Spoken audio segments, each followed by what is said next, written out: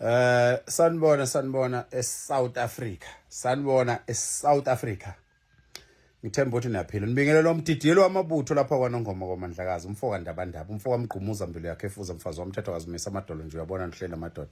Bathi kusuka egolela kuze koshaya kwaMpukunyoni umshini uhamba ugaya izibozi kwaNocation.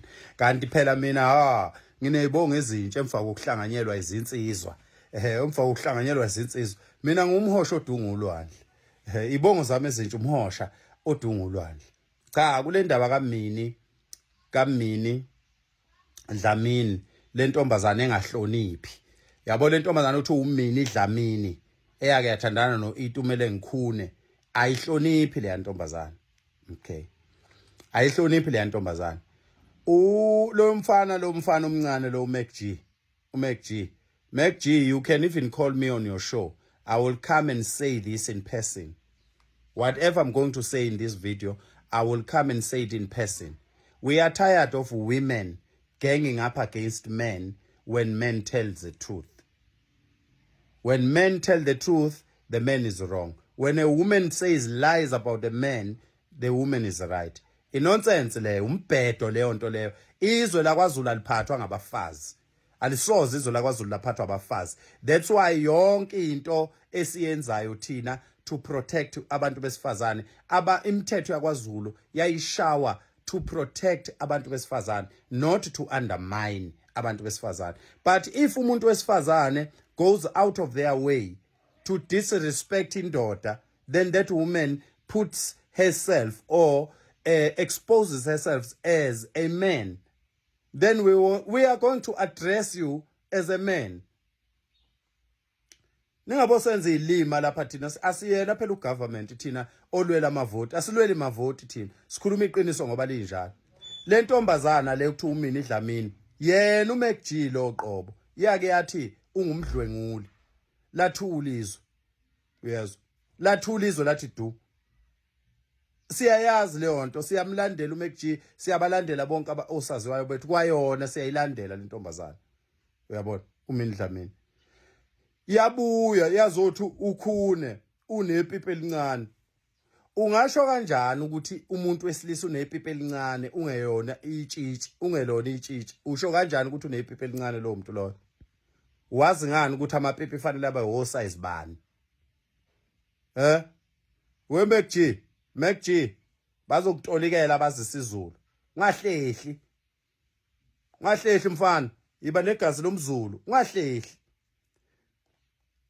Sinenkinga njengamanje yama illegal immigrants la eSouth Africa.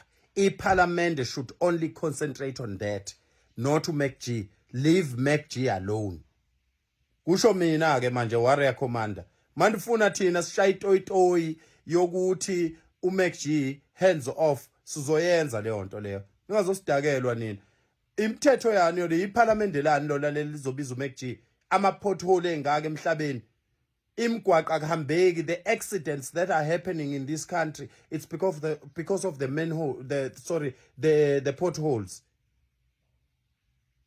The accidents that are happening on the roads, it's because of the potholes and the construction that is happening on the roads that is going on infinitely. Bese kuthiwa uMac G uyabheda uMac G ngoba nakho ekhulume into ebuyisela ubebuyisela uMac G. If you poke me, I will poke you. So Mac G is right because whatever he said coming from me, umuntu that respects women and value women to the highest level. But if someone provokes you, you have a right to say anything to them. Mac G, don't apologize. She must apologize to you first before you apologize.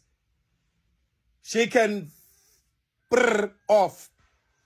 She can prr off because she's wasting time. You can't say a man has got a small penis when you are not a virgin. You can't say a man. She said Itumele Ngikhune has got a small pee-pee when she had 5-10 men in her life before Itumele Ngikhune. And Itumele Ngikhune found out that this one is something else. And then the man left her and went about his way.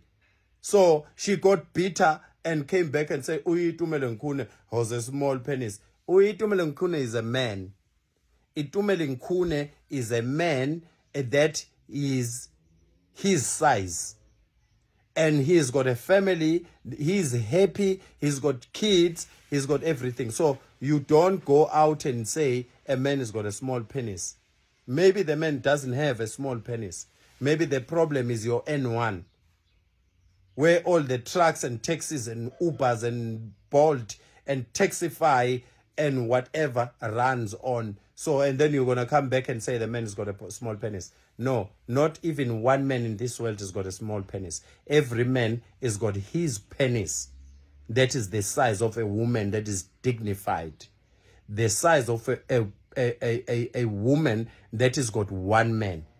Every man is his size.